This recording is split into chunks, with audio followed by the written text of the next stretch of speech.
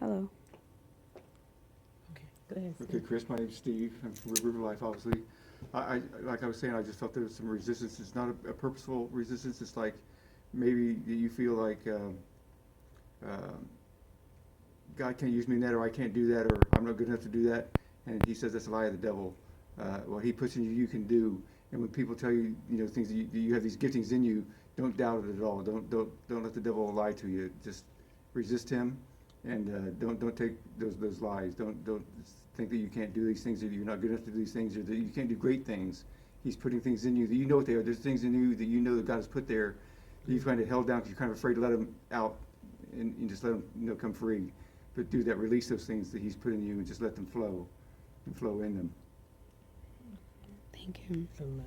As you stepped into the circle, I heard the Lord said, carrier of Christ. And then I looked at you, and the Lord said that there's so many things that have happened in your life that made you feel like you couldn't be who God calls you to be. Sort of like what Steve was saying.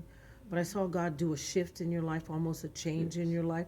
And I saw you begin to look in the mirror and see yourself differently and see yourself like Christ sees you. He's got something special for you to do. He's very pleased with you. When I look at it, you said, tell my daughter I'm well pleased with her.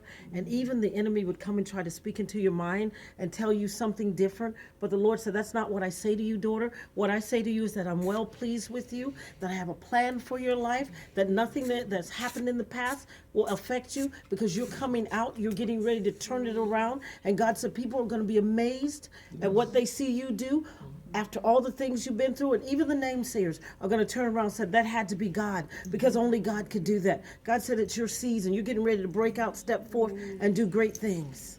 Amen.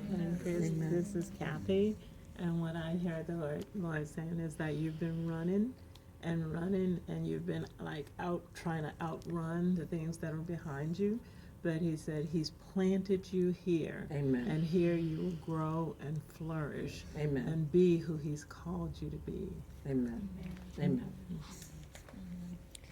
Chris, let me just add one. This is Pastor Miriam.